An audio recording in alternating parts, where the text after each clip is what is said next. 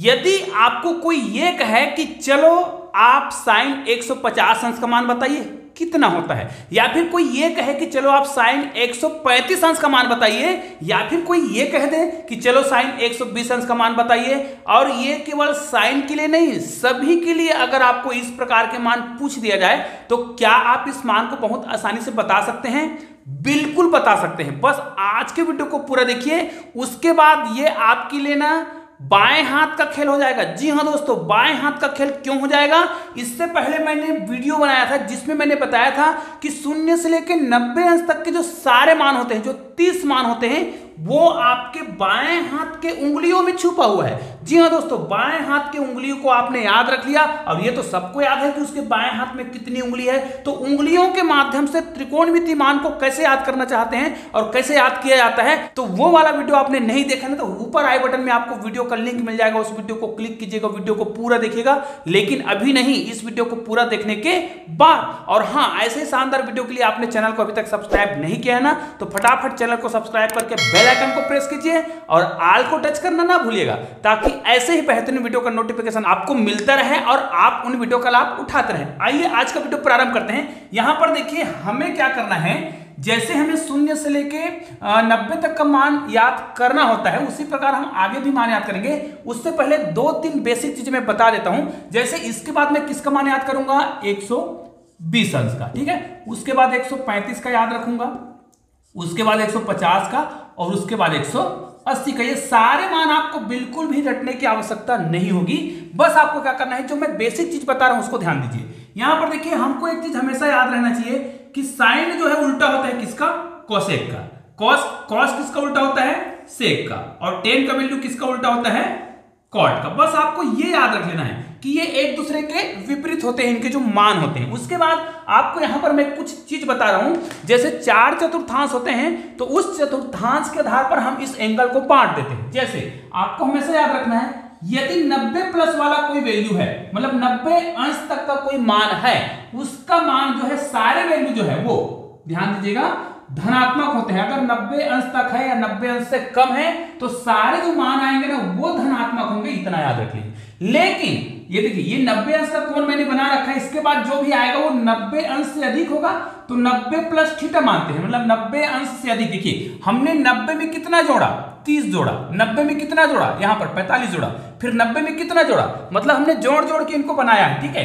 तो 90 plus theta का जब भी मान आपको निकालना हो, मतलब 90 अंश से अधिक का, तो आपको एक चीज हमेशा याद रख लेना है, साइन का जो मान होगा और इसका उल्टा क्या होता है, मैंने अभी आपको बताया है, कोसेक थीटा। तो ये दो मान जो होंगे वो पॉजिटिव होंगे, इनके अलावा सारे मान जो है वो निगेटिव होंगे। बस आपको इतना याद रखना है। उसके बाद देखिए ये 90 अंश का है, तो ये टोटल 90 प्लस थीटा मतलब ये 180 अंश हो गया। फिर 180 अंश से आगे जाएंगे, 180 अंश प्लस थीटा मतलब 180 अंश से अधिक का मान याद करना हो तो आपको क्या करना है, इसके लिए आपको याद रख लेना है 10 का जो वैल्यू होगा, और 10 किसका उल्टा होता है? अभी मैंने आपको बताया है कॉट थीटा का। तो इनका वैल्यू जो है वो धनात्मक आएगा, केवल 10 का और कॉट का वैल्यू धनात्मक आएगा, बाकी के जो सारे वैल्यू है वो क्या आएंगे? ऋणात्मक आएंगे। अब याद रखिए यहां पर देखिए, यहां पर क्या होगा, इसका मतलब तो ये है, ये 90 अंश है तो 180 अंश है, ये कितना हो जाएगा? 180 अंश हो गया, मतलब ये हो जाएगा 180 अंश से अधिक हो रहा है यहां तक, यहां पर हो जाएगा 270 अंश से अधिक हो मान ले जाए, तब उसका जो मान याद करना हो तो हमें याद रखना है कि ये कॉस का वैल्यू जो होगा, और कॉस का वैल्यू जो होता है उल्टा सेक थीटा का, तो इनका वैल्यू जो है पॉजिटिव आएगा, इनके अलावा जो भी वैल्यू होगा वो क्या आएगा? निगेटिव आएगा। तो ये चार्ट आपको याद तो हो गए, बहुत आसानी से याद हो जाता है। तो अब देखिए हम इस मान को क्या करते हैं, याद करते हैं। हाथों की उंगलियों के माध्यम से हमने बाकी मान तो याद कर रखे हैं, और आपको केवल 5 मान याद करने हैं, और इन 5 मान से सारे मान याद। कैसे? देखिए सबसे पहले हमें शून्य वैल्यू साइन थीटा का मान याद करते हैं। शून्य का मान तो हमें पता है, शून्य 30 अंश का मान कितना होता है? 1/2। और साइन 45 का मान कितना होता है? 1/√2। और साइन 60 का कितना होता है? √3/2। और साइन 90 का मान तो जग जाहिर है भैया 1 होता है ना। अब हमें क्या करना है, इनके जो अन्य वैल्यू है उन्हें याद करना है। इनको मैं आपको बताने वाला हूं, लेकिन पहले हम ये तो देख ले कि इनके वैल्यू। अब cos थीटा का वैल्यू निकालना है तो इनको आप उल्टा लिख दीजिए, बस इसको क्रम पलट दीजिए, इसको यहां से लिखना चालू करिए। ये देखिए 1 हो जाएगा, इसको हम यहां पर ला देंगे तो √3/2 हो जाएगा। ये बीच में है तो बीच में ही रहेगा, इसलिए कोई चेंज नहीं होगा। ये यहां पे आ जाएगा और ये यहां पे आ जाएगा। ये देखिए हमने केवल साइन के वैल्यू याद रखा हाथों की उंगलियों के माध्यम से, है ना। हाथों की उंगली वाला वीडियो आप आई बटन में या फिर डिस्क्रिप्शन बॉक्स में जाके जरूर देखिएगा।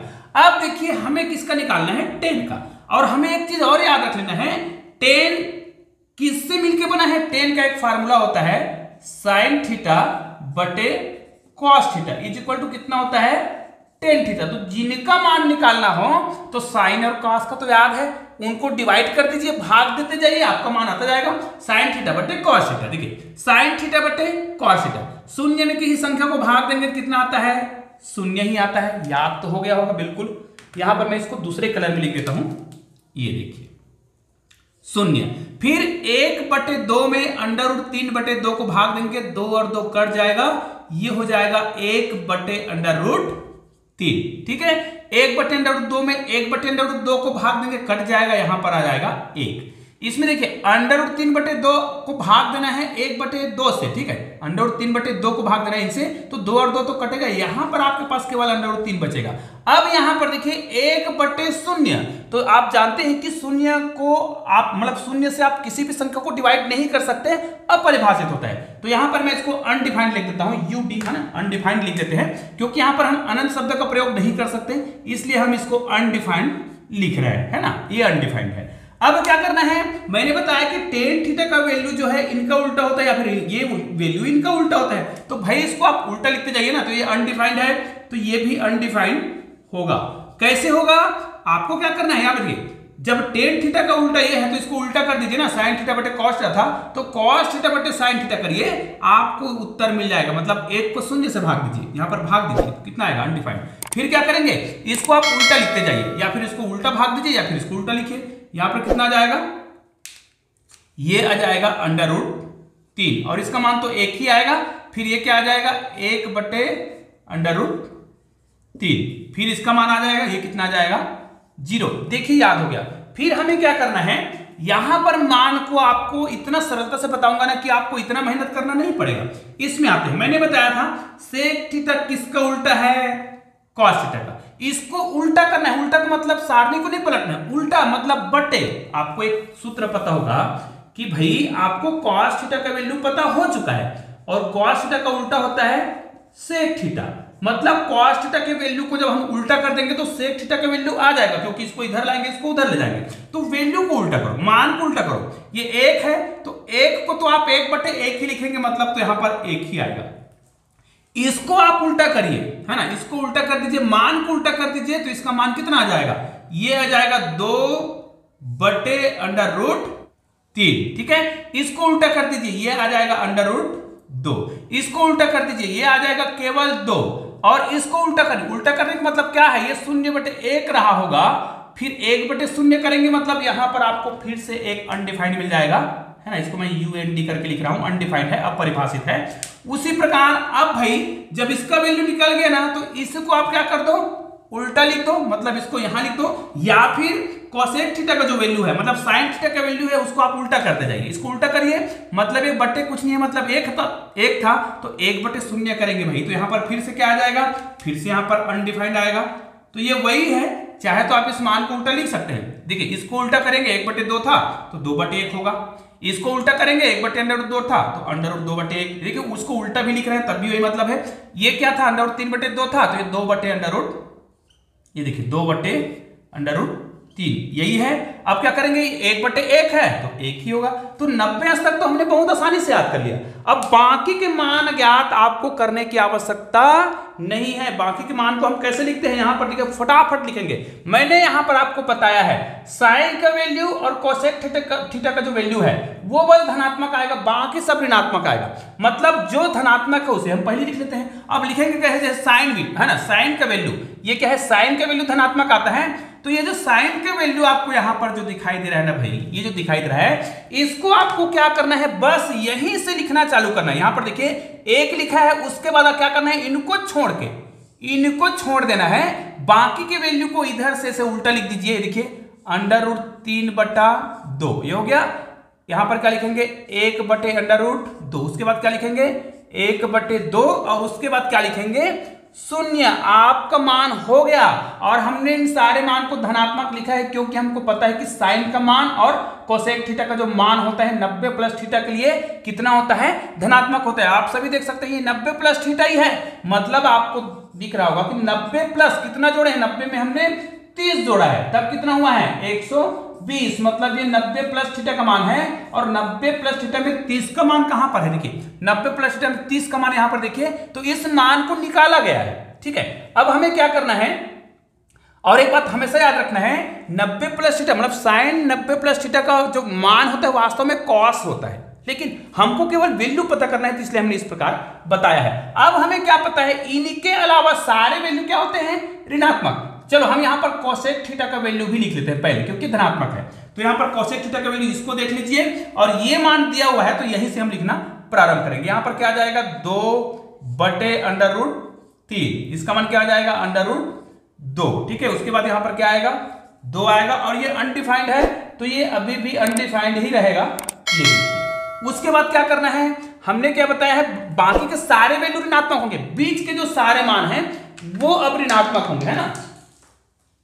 तो इस मान को हम ऋणात्मक ही लिख देते हैं। यहां पर देखिए ये तो अब समझने के लिए था, इसको छोड़कर बाकी के जो मान है ये ऋणात्मक होगा, ऋण 1/2 होगा। इसको भी ऋणात्मक लिखना है तो ऋण 1/√2 होगा। इसको भी ऋणात्मक लिखेंगे, ऋण √3/2 होगा। इसको ही मान लिखेंगे ऋण 1, और जानते हैं ये सबसे उपयोगी मान होता है cos 180 अंश का मान। इसमें आ जाते हैं, अब इसको तो हमें छोड़ना है, इसको नहीं लिखना है, यहां से लिखना प्रारंभ करेंगे। -√3 होगा, यहां पर -1 होगा, यहां पर -1/√3 होगा, फिर यहां पर अब ये तो शून्य है, तो शून्य को क्या ऋणात्मक लिखोगे, शून्य तो शून्य ही होगा। ठीक है, इसमें आ जाओ, इस यहां से लिखेंगे शून्य है तो यहां पर ऋण, इसको लिखना प्रारंभ करेंगे 1/√3। ठीक है, उसके बाद 1 लिखेंगे, ये भी ऋण लिखेंगे, उसके बाद √3 लिखेंगे, मतलब -√3 लिखेंगे, और यहां पर अनडिफाइंड है तो अनडिफाइंड को तो आपको अनडिफाइंड ही लिखना है, कोई दिक्कत नहीं है।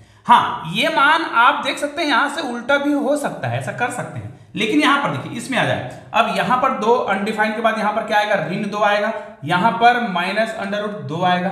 ठीक है, फिर यहां पर क्या आएगा, -2/√3 आएगा, उसके बाद यहां पर आएगा ऋण 1। इन सारे मान को आप अपने पुस्तक में मिलान कर सकते हैं यदि आपको इस प्रकार के त्रिकोणमिति के मान हो तो, अन्यथा मिलान करने की बिल्कुल भी आवश्यकता नहीं है। ये सारे मान जो है बिल्कुल परफेक्ट निकाला गया है और एक विधि के तहत निकाला गया है, और निश्चित रूप से आपको ये वीडियो बिल्कुल पसंद आया होगा, और निश्चित रूप से इस उपयोगी वीडियो को अधिक से अधिक आप विद्यार्थियों तक शेयर जरूर करेंगे, ताकि सही बच्चे जो है इस ट्रिक का उपयोग कर सकें और अपने त्रिकोणमिति को सरल बना सके। तो दोस्तों, ऐसे शानदार वीडियो के लिए आपने चैनल को अभी तक सब्सक्राइब नहीं किया ना, तो नीचे मेरे चैनल का लोगो दिखाया था, उसको क्लिक कीजिएगा, चैनल को सब्सक्राइब कीजिए, फिर बेल आइकन को प्रेस करके ऑल को टच कर दीजिएगा। बगल में 2 शानदार वीडियो दिखाया जा रहा है, किसी भी वीडियो को क्लिक करके वीडियो का आनंद जरूर लीजिएगा। तो दोस्तों, मिलते हैं ऐसे ही बेहतरीन वीडियो के साथ, तब तक के लिए जय हिंद, जय भारत।